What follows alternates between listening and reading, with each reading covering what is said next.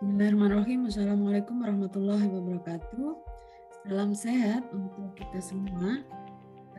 Pada kesempatan kali ini saya Oti Widyastuti dari Prodi Kesmas UM Pontianak pada mata kuliah manajemen kesehatan. Kali ini kita akan membahas tentang manajemen gizi dan nutrisi.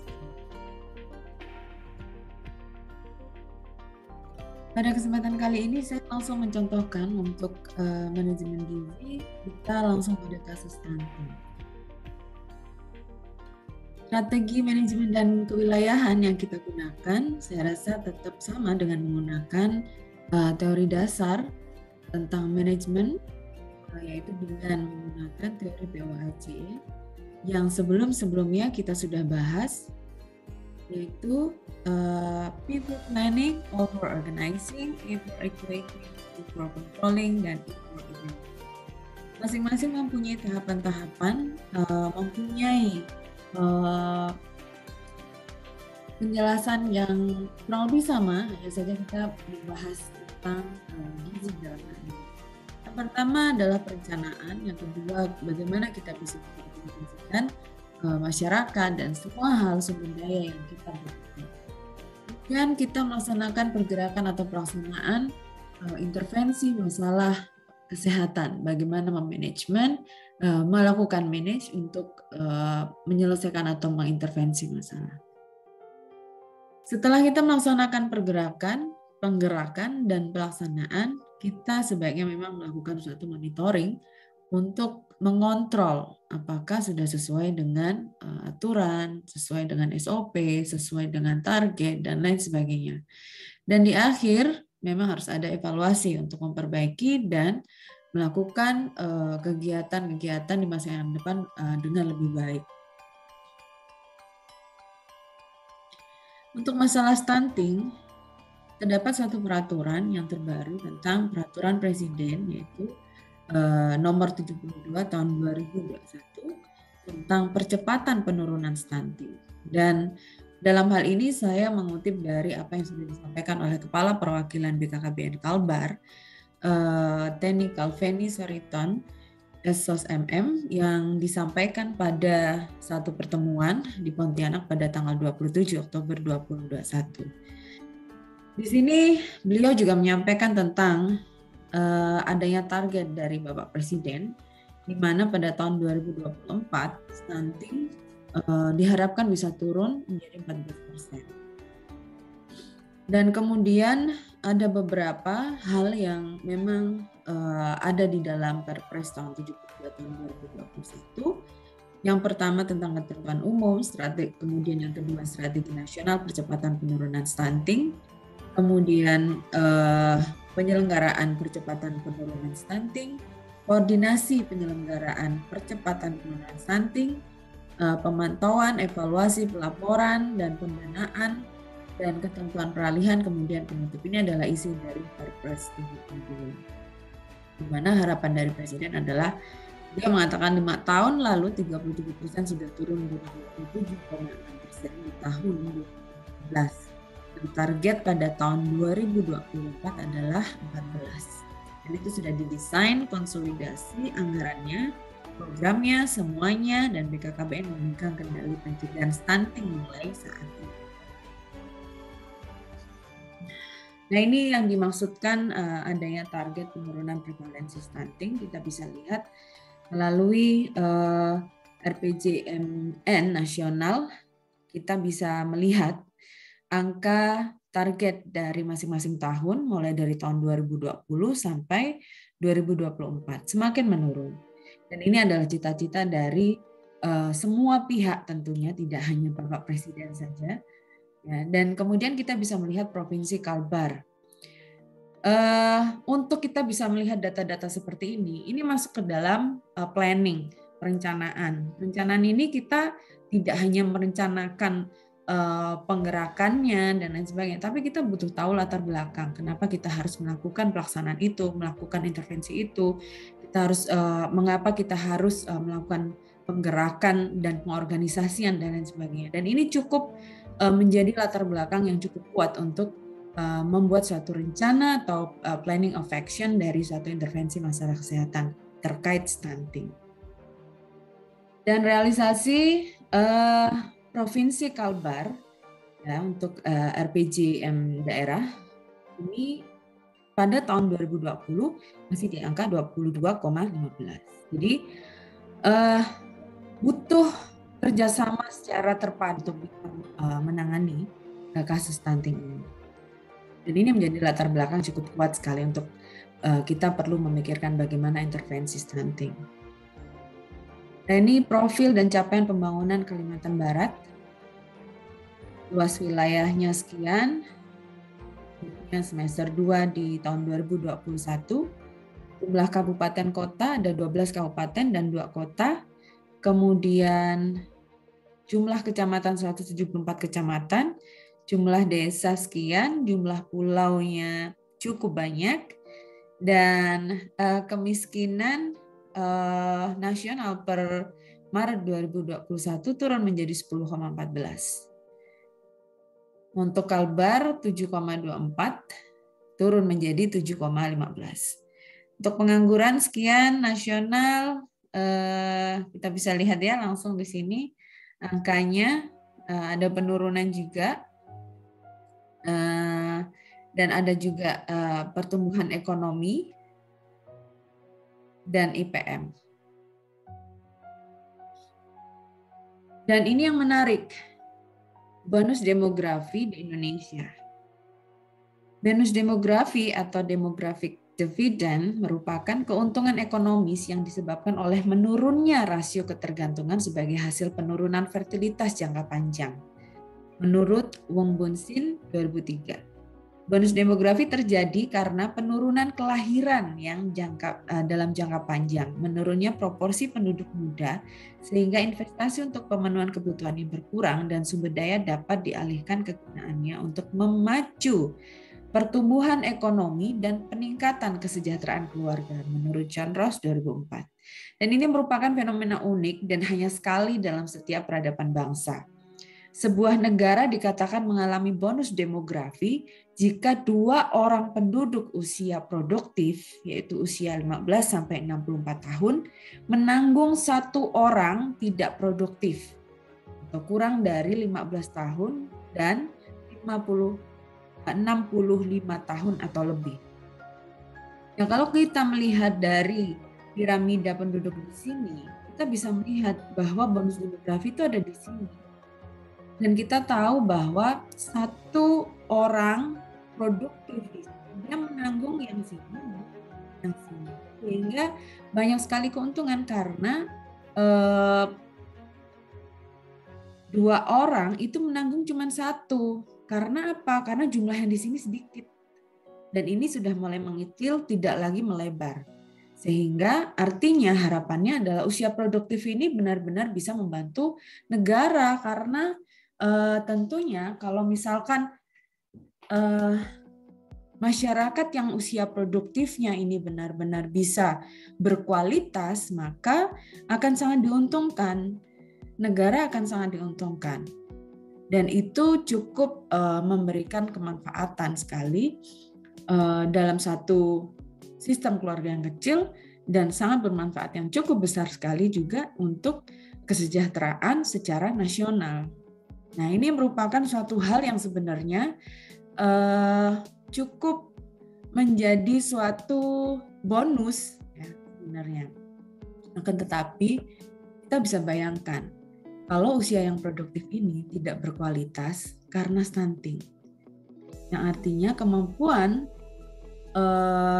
masyarakat yang cukup besar ini kualitasnya kurang dari manusia normal. Artinya untuk pemahaman secara kognitif dia akan berbeda dengan yang tidak mengalami stunting. Jadi akan menjadi suatu PR besar untuk negara kita jika ada generasi yang mempunyai atau terpapar stunting. Nah, ini perlu mengumpulkan semua lintas sektor untuk memikirkan bagaimana cara penanganan stunting. Baik. Kita punya bonus demografi. Saat ini Indonesia menikmati bonus demografi karena penurunan fertilitas. Bisa berlanjut bahkan setelah demografi rate-nya naik.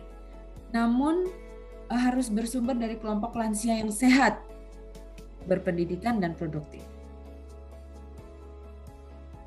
Kita telah, sedang, dan masih akan menikmati bonus 1 dan lanjut ke bonus 2.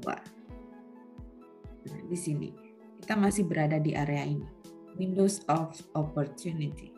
Angka ketergantungan banyaknya penduduk usia non-produktif yang ditanggung oleh 100 orang penduduk usia produktif.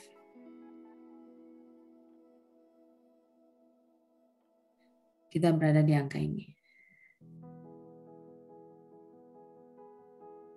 Nah, ini merupakan satu skema yang menunjukkan bahwa generasi muda penentu bonus demografi. Seandainya kita berawal dari sini dan generasi yang kita sebutkan berada di dalam bonus demografi itu cukup berkualitas, maka ada di garis hijau. Mulai dari sekolah, mulai dari dia akan bekerja menjadi seorang pekerja yang berkualitas, kemudian pada saat menikah dia akan melahirkan anak-anak yang berkualitas, kemudian security place-nya dia sudah mapan, ya untuk papan dia mapan, kemudian keseimbangan dalam pekerjaan, kehidupan, dia mampu untuk mengatur kehidupannya. Kemudian sampai pada bagaimana dia belajar untuk bisa berumur panjang karena dia memelihara kesehatannya, dan dia juga mengetahui bahwa anak adalah investasi masa depan, sehingga dia mengetahui apa saja nutrisi yang harus dia berikan kepada anak cucunya, sampai pada usia tua yang berkualitas juga. Dan ini merupakan demographic dividend yang cukup membanggakan karena menghasilkan penduduk yang sejahtera. Nah, bagaimana kalau misalnya kita melihat bahwa generasi itu mengalami stunting? Tentunya akan sangat berbalik dengan yang garis hijau. Jadi yang garis merah ini mulai dari mungkin pernikahan ini, kan? Kemudian ada permasalahan untuk drop sekolah, repeat pregnancy, kemudian kematian ibu, kemudian kesakitan dan bahkan kematian pada anak, ya kan? Kemudian angka kesakitan pada ibu, dan kebanyakan mungkin pekerjaannya tidak bisa berada di suatu instansi yang baik karena memang kemampuan kognitif dari orang yang sudah terpapar stunting itu berbeda dengan yang tidak terpapar stunting. Sehingga pada akhirnya mulai dari insecurity and displacement, kemudian insecurity old age, dan ini menjadi penduduk yang sengsara dan beda dengan sejahtera ini. Karena yang diukur di sini mulai dari kebijakannya yang perlu dipikirkan sehingga ada satu perencanaan keluarga, ya.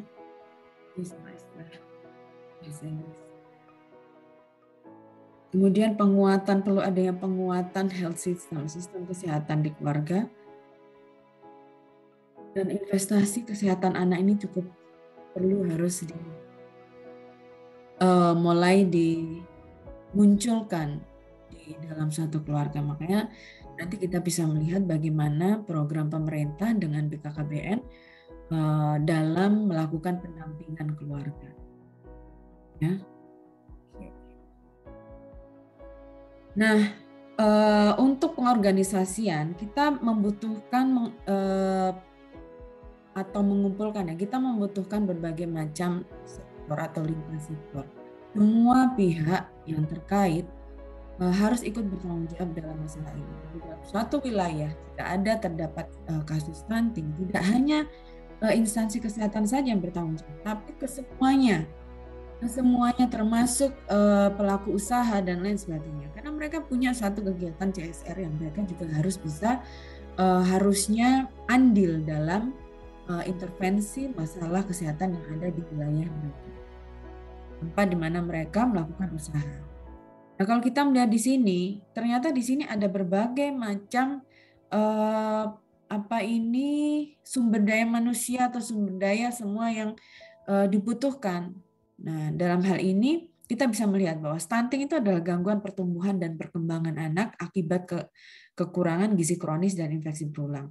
Panjang atau tinggi badan di bawah standar yang ditetapkan oleh menteri yang menyelenggarakan urusan pemerintah di bidang kesehatan.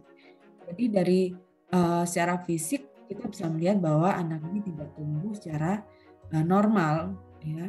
Jadi tingginya lebih rendah daripada seusia anak yang seusianya. Kemudian kita bisa melihat pemangku kepentingan. Pemangku kepentingan ini ada orang perseorangan, masyarakat, akademisi, organisasi profesi, dunia usaha, media massa, organisasi masyarakat sipil, perguruan tinggi, tokoh masyarakat, tokoh agama, mitra pembangunan yang terkait dengan percepatan penurunan stunting. Semua instansi yang ada di wilayah yang terdampak stunting menjadi sumber daya manusia yang dibutuhkan. Untuk apa? Untuk melakukan intervensi, tidak hanya secara spesifik, tapi juga sensitif. Spesifik merupakan kegiatan yang dilaksanakan untuk mengatasi penyebab langsung terjadinya stunting, di mana hal ini kita mengenal dengan program 1000 hari pertama kelahiran. Untuk intervensi sensitif, kegiatan dilakukan untuk mengatasi penyebab tidak langsung terjadinya stunting. Dan kita bisa melihat di sini pelibatan secara konvergen dan terintegrasi, mulai dari kementerian atau lembaga, pemerintah daerah provinsi, pemerintah daerah kabupaten kota, sampai pemerintah desa. Dalam hal ini tujuannya adalah penguatan perencanaan dan penganggaran, peningkatan kualitas pelaksanaan, peningkatan kualitas pemantauan, evaluasi dan pelaporan, dan peningkatan kapasitas sumber daya manusia.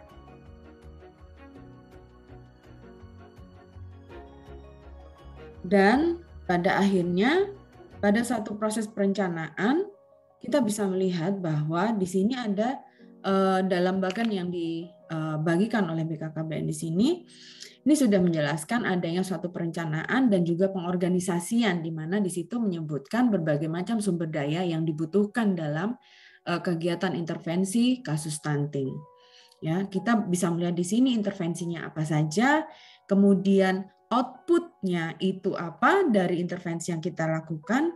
Kemudian dari output ini akhirnya muncul program-program yang bisa dilaksanakan dalam masyarakat dan bisa dilaksanakan juga secara swadaya masyarakat. Dan siapa saja OPD yang bisa diajak kerjasama untuk memaksimalkan program yang sudah dibuat dalam penanganan stunting.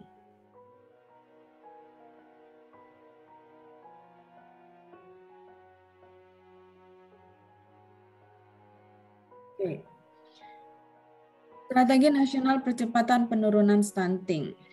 Acuan dalam rangka menyelenggarakan percepatan penurunan stunting. Yang pertama, kita bisa melihat tujuannya adalah menurunkan prevalensi stunting, meningkatkan kualitas penyiapan kehidupan berkeluarga, menjamin pemenuhan asupan gizi, memperbaiki pola asuh, meningkatkan akses dan kualitas pelayanan, dan meningkatkan akses air, minum, dan sanitasi.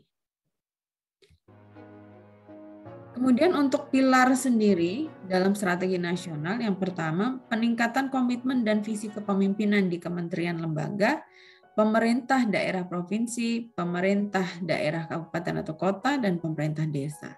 Yang kedua peningkatan komunikasi dalam perubahan perilaku dan pemberdayaan masyarakat.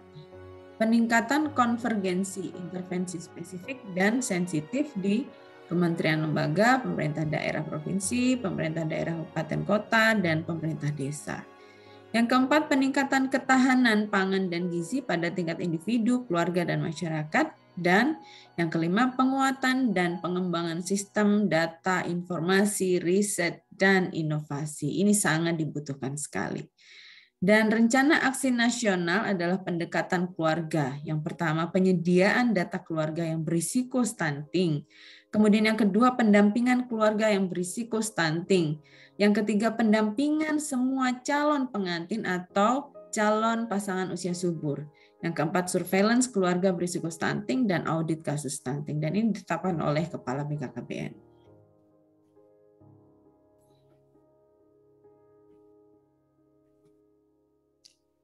Dan ini adalah yang kita bisa lihat bahwa intervensi secara spesifik dan intervensi secara sensitif.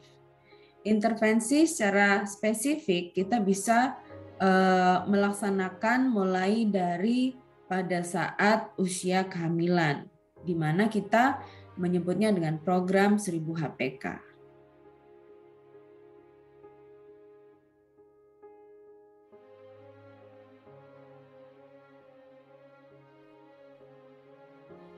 Kita bisa melihat bahwa ini adalah intervensi-intervensi yang kita bisa lakukan mulai dari masa kehamilan. Kemudian di masa remaja juga kita sudah mulai memberikan tambahan darah, tablet tambahan darah untuk bisa meningkatkan kualitas kesehatan remaja putri. Nah, pada saat bayi sudah lahir, maka program untuk bisa mendapatkan ASI eksklusif harus tetap ditingkatkan. MPASI setelah usia 6 hingga 23 bulan, dan kemudian pelayanan tata laksana gizi dalam penanggulangan atau pencegahan balita gizi buruk, kemudian pemantauan pertumbuhan dan perkembangan balita, dan juga tambahan asupan gizi untuk balita gizi kurang. Dan tentunya balita yang memperoleh imunisasi dasar lengkap menjadi layanan intervensi spesifik yang sudah kita lihat di sini.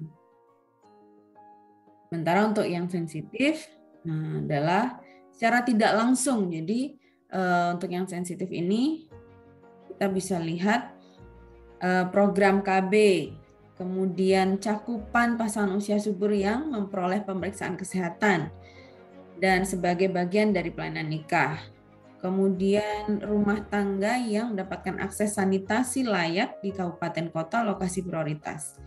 Kemudian cakupan keluarga berisiko stunting yang memperoleh pendampingan. Target sasaran yang memiliki pemahaman baik tentang stunting di lokasi prioritas, kehamilan yang tidak diinginkan, rumah tangga yang mendapatkan akses air minum layak, kemudian cakupan penerima bantuan iuran jaminan kesehatan nasional dari 40% penduduk berpendapatan rendah, kemudian jumlah keluarga miskin dan rentan yang memperoleh bantuan tunai bersyarat, dan jumlah keluarga miskin dan rentan yang menerima bantuan sosial pangan, dan juga keluarga atau desa yang stop BABS atau open defecation free.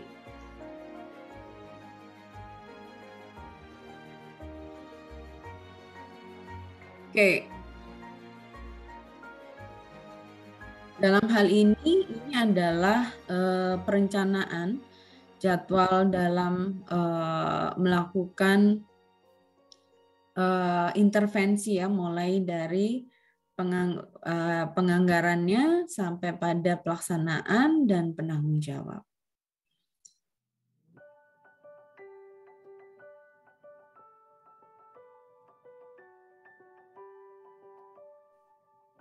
Penyelenggaraan percepatan penurunan stunting diatur dalam rencana anggaran negara ya pada tahun 2022 hingga 2024. Lokasi prioritas ditetapkan dengan mempertimbangkan kabupaten kota dengan kriteria komitmen kabupaten atau kota, persentase penduduk usia 15 sampai 24 tahun, jumlah balita stuntingnya, prevalensi balita stunting, dan tingkat kemiskinan. Kriteria dan tata cara penetapan kabupaten kota lokasi prioritas ditetapkan oleh menteri yang menyelenggarakan urusan pemerintahan di bidang perencanaan pembangunan nasional. Pada tahun 2021 fokus di 360 kabupaten kota 2020 sebelumnya fokus di 260 sesuai arahan Presiden RI pada rapat terbatas, fokus di 10 provinsi dengan prevalensi stunting tertinggi. Jadi kalau kita melihat dari urutan di sini makin meningkat ya fokusnya. Artinya bukannya menurun tapi makin banyak berarti yang berisiko stunting, bahkan yang sudah terpapar stunting kabupaten kotanya. Dan ini merupakan PR besar untuk negara kita. Nah, dalam hal ini untuk tingkat pusat sendiri ini akan menjadi pengarah dan pelaksana. Untuk tingkat provinsi termasuk di situ di dalamnya ada tim penggerak pemberdayaan kesejahteraan keluarga atau TPPKK. Kemudian tingkat kabupaten kota terdiri atas perangkat daerah, pemangku kepentingan termasuk tim TPPKK, dan untuk di tingkat kecamatan difasilitasi oleh tim percepatan penurunan stunting tingkat kabupaten kota. Dan di desa ini melibatkan cukup banyak termasuk unsur masyarakat. Tentunya di sana ada tokoh masyarakat, ketua adat dan lain sebagainya, tenaga puskesmas ya. Dan semua yang bisa kita ajak untuk melaksanakan intervensi dalam penurunan stunting. Tugas tim tentunya mengkoordinasikan, mensinergikan, dan mengevaluasi penyelenggaraan percepatan penurunan stunting di wilayahnya.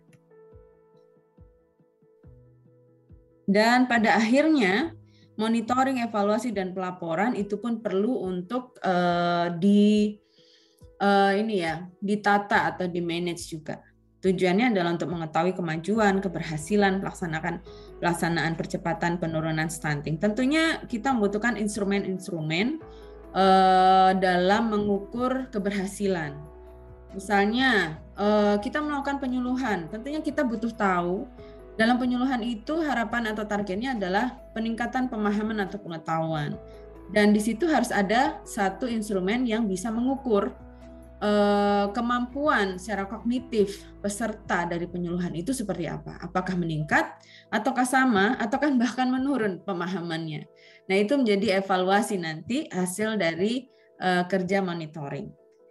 Yang kedua, memberikan umpan balik bagi kemajuan pelaksanaan percepatan penurunan stunting. Kemudian menjadi pertimbangan perencanaan dan penganggaran serta peningkatan akuntabilitas percepatan penurunan stunting. Memberikan penilaian kesesuaian terhadap kegiatan, luaran, dan target. Dan menjadi pertimbangan pemberian rekomendasi. Pasti di akhir ada satu ajuan untuk dijadikan sebagai rekomendasi untuk pencapaian keberhasilan pelaksanaan percepatan penurunan stunting. Tidak hanya di masa yang sekarang, tapi juga di masa yang akan datang. Ya, ini jadi pemantauan dan evaluasi pelaksanaan dilakukan oleh semua ini, dan ketua pelaksanaan mengkoordinasikan pemantauan dan evaluasi, kemudian didukung dengan tentunya sistem manajemen data terpadu di pusat, yang harapannya bisa secepatnya selalu mengupdate informasi-informasi di daerah sehingga bisa dijadikan sebagai acuan untuk memikirkan strategi-strategi yang dibutuhkan secara cepat dalam mengatasi atau menangani menangani penurunan atau pelaksanaan penurunan kasus stunting di sini. Riset dan inovasi serta pengembangan pemanfaatan hasil riset dan inovasi. Ini didukung oleh hal ini ya. Nah, ini mekanisme pelaporannya kita bisa melihat dari tanda panah dan setiap 2 kali dalam 1 tahun dan sewaktu-waktu apabila diperlukan. Sumber pendanaannya adalah dari APBN dan atau sumber lain yang sah dengan ketentuan peraturan perundang-undangan. Pada saat peraturan presiden ini mulai berlaku, seluruh kegiatan kementerian lembaga, Pemda provinsi dan Pemda kabupaten kota terkait percepatan perbaikan gizi merupakan pelaksanaan dari Perpres nomor 42 tahun 2013 tentang Gerakan Nasional Percepatan Perbaikan Gizi. Tetap dilaksanakan sampai dengan berakhirnya jangka waktu kegiatan dimaksud. Oke. Nah, kita bisa melihat upaya yang diperbarui untuk percepatan penurunan stunting. Di sini BKKBN mempunyai strategi program dengan istilah RANPASTI, Rencana Aksi Nasional Percepatan Penurunan Stunting. Penajaman intervensi hulu dengan prioritas mencegah lahirnya anak stunting. Jadi jangan sampai ibaratnya ini benar-benar mencegah, jangan sampai anaknya terlahir stunting dulu. Gimana caranya? Berarti kita harus memaksimalkan pada saat bahkan mulai dari remaja dan bahkan pada saat ibu mengalami kehamilan. Dan disinilah program 1000 HPK dijalankan.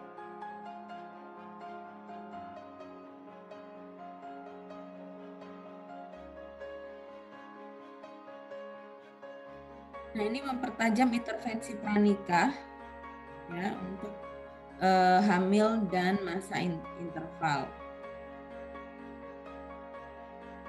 Kita bisa melihat periode emas 1000 HPK pada saat stunting terjadi mulai dari prakonsepsi. Ya, kita bisa melihat gambarnya di sini. Mulai dari konsepsi sampai pada anak usia 2 tahun. Ini adalah menjadi masa yang perlu kita perhatikan. Jangan sampai ada malnutrisi pada saat di masa mulai dari konsepsi ya sampai pada anak usia 2 tahun. Bayi diusahakan jangan sampai lahir kurang dari 2,5. Caranya ya pada saat kehamilan inilah dimaksimalkan asupan makanannya, asupan gizi terutama ya. Sanitasi dan lingkungan yang buruk itu juga sangat mempengaruhi, sehingga pada saat mulai dari kehamilan di sini ini sudah harus dikondisikan ibu berada di dalam sanitasi dan lingkungan yang baik.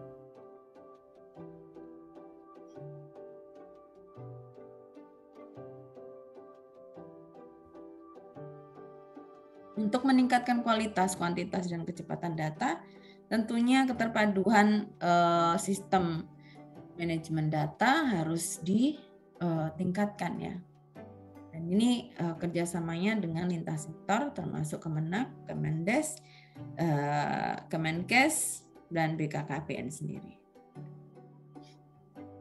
Dan ini adalah pendampingan keluarga. Bekerja sebagai teamwork yang solid yang dikoordinir oleh bidan atau PKK desa.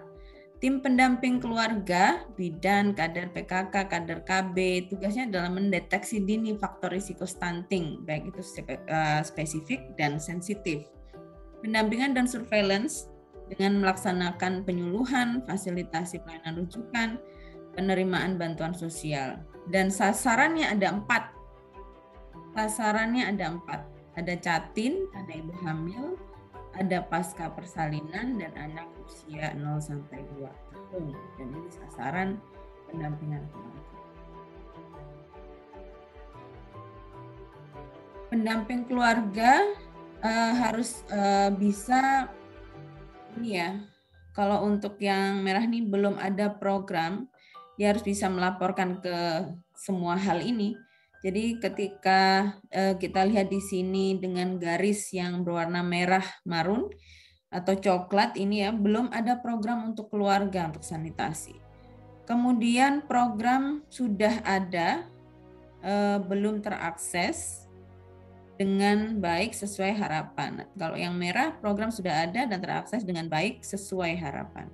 Dan ini harus bisa teridentifikasi ke semua hal ini. Mulai dari sanitasi, air bersih, kemudian ketahanan pangan, jaminan sosial, layanan kesehatan KB, pendidikan, pengetahuan. Dan ini positioning itu semacam kita melabelkan sumber daya manusia dan sumber daya kemasyarakatan yang ikut sertakan atau berpartisipasi dalam program penurunan stunting ini, kita bisa melihat di sini. Kalau untuk TPPKK, dia menjadi peran sentral, dia yang mengatur, dia fokus yang paling utama, dia berperan sangat utama sekali. Kemudian untuk bidan sendiri, dia juga berperan sentral terutama dalam proses fasilitasi pelayanan rujukan kesehatan bagi keluarga berisiko stunting. Audit stunting berjenjang dan berlapis. Masalah dan kendala dihadapi di tingkat desa kelurahan, di bawah ke bawah dilakukan audit kasus melalui rembuk desa. Jika masalahnya belum dapat dituntaskan, akan dibahas di tingkat kecamatan melalui mini lokakarya. Dan jika masalahnya belum terpecahkan juga akan dibahas melalui telemedicine di kabupaten kota. Pernah mendengar ya, telemedicine ini sudah cukup merebak pada saat mulai adanya masa pandemi ini, sehingga ini menjadi isu juga untuk penanganan masalah kesehatan karena sudah ada teknologi telemedicine. Untuk Ranpasti sendiri difokuskan pada program dan kegiatan percepatan penurunan stunting secara utuh, menyeluruh, terpadu atau holistik dan integratif yang tertuang dalam Ranpasti. Proporsi anggaran. Mengalokasikan proporsi anggaran percepatan penurunan stunting baik pada kementerian lembaga maupun pemerintah daerah dengan rasio 30% untuk intervensi spesifik dan 70% untuk intervensi sensitif. Kemudian menjadikan kabupaten kota sebagai penanggung jawab operasional percepatan penurunan stunting di wilayahnya. Dalam hal ini adalah hal teknis dalam penggerakan Ranpasti. Dan ini struktur tim percepatan penurunan stunting tingkat provinsi. Dan ini di kabupaten kota.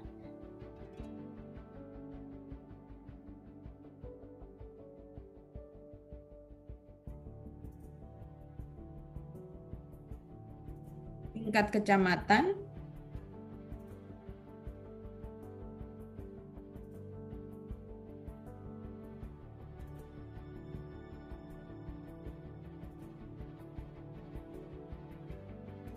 dan tentunya cukup dari saya. Bersama kita mencegah stunting, membangun generasi berkualitas. Dan ini bagian dari contoh bagaimana pemerintah bersama dengan seluruh lintas sektor dalam suatu perencanaan melakukan suatu manajemen yang terkait dengan masalah gizi. Dan ini tentunya menyesuaikan dengan wilayah masing-masing. Dan untuk kewilayahan tentunya pemerintah daerah, pemerintah kabupaten kota pasti mempunyai standar dan operasional manual yang mungkin berbeda satu dengan yang lainnya. Akan tetapi dalam hal ini yang perlu untuk ditekankan dalam program-program yang terkait dengan masalah stunting, yang paling utama adalah dari hal yang sudah kita bahas sebelumnya. Baik, terima kasih. Cukup sekian dari saya. I'll see you next. Assalamualaikum warahmatullahi wabarakatuh.